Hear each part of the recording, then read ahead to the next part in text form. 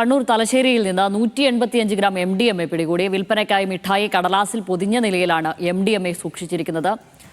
പ്രതി തലശ്ശേരി സ്വദേശി മുഹമ്മദ് സലീമിന്റെ വീട്ടിൽ പരിശോധനയിൽ കൂളറിനുള്ളിൽ നിന്നും ലഹരി വസ്തുക്കൾ കണ്ടെത്തി. നിഖിലാണ് അവിടെ നിന്നും വിവരങ്ങളുമായി ചേരുന്നത്. നിഖില്, മിഠായി കടലാസിൽ പൊതിഞ്ഞ നിലയിൽ കൂളറിലൊക്കെയാണല്ലോ സൂക്ഷിച്ചിരിക്കുന്നത്. ഇത് രഹസ്യവിവരത്തിന്റെ അടിസ്ഥാനത്തിലായിരുന്നു പരിശോധന. മറ്റെന്താണ് വിവരങ്ങൾ? തീർച്ചയായും ഓപ്പറേഷൻ തൂഫാന്റെ ഭാഗമായി തലശ്ശേരിയിൽ നടത്തിയ പരിശോധനയിലാണ് ഇന്നലെ രാത്രി ഇത്തരത്തിൽ 185 ഗ്രാം MDMA പിടികൂടിയത്.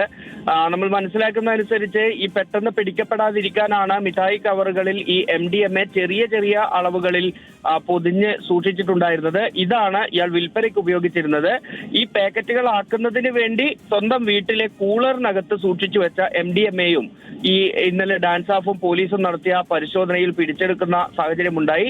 ചിറക്കര സ്വദേശിയാണ് മുഹമ്മദ് സലീല്. ഇയാളെ സംശയം തോന്നിയാണ് പോലീസ് പരിശോധിക്കുന്നത്. അപ്പോൾ കയ്യിൽ ഈ മിഠായി കവറിൽ സൂക്ഷിച്ച MDMA കണ്ടെത്തുന്നു. വിശദമായി ഇയാളെ ചോദ്യം ചെയ്തതോടുകൂടിയാണ് വീട്ടിൽ ഇത്തരത്തിൽ സൂക്ഷിച്ചു വെച്ചിട്ടുണ്ട് എന്നൊരു വിവരം നൽകുന്നത്. പോലീസും ഡാൻസ് ഓഫും പിന്നീട് വീട്ടിലെത്തി പരിശോധന നടത്തിയാണ് ഈ 185 ഗ്രാം MDMA പിടിച്ചെടുത്തിരിക്കുന്നത്.